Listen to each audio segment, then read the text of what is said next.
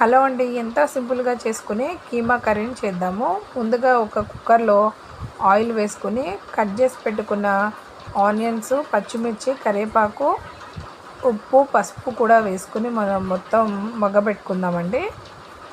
పచ్చివాసన పోయేంత వరకు ఇలా మగ్గబెట్టుకున్న తర్వాత దాంట్లో ఫ్రెష్గా దంచి పెట్టుకున్న అల్లం వెల్లుల్లి పేస్ట్ని కూడా వేసుకుందాము.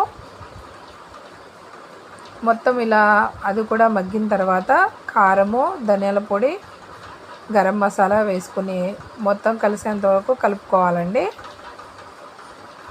చూస్తున్నారు కదా, ఈ విధంగా కలిసేంత వరకు కలుపుకుని తర్వాత కడిగి పెట్టుకున్న కీమాను కూడా వేసి ఆ మసాలా అంతా పట్టేంత వరకు కలుపుకోవాలండి.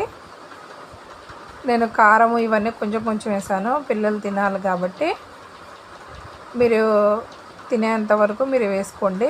తర్వాత ఇలా కీమా మొత్తం మగ్గిపోవాలండి. ఆయిల్ సపరేట్ అయ్యేంత వరకు మగ్గబెట్టుకుని దీనిలో తగినన్ని వాటర్ పోసుకోవాలి.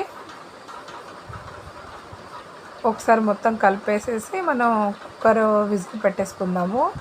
3-4 విజిల్స్ పెట్టేసుకుందామండి.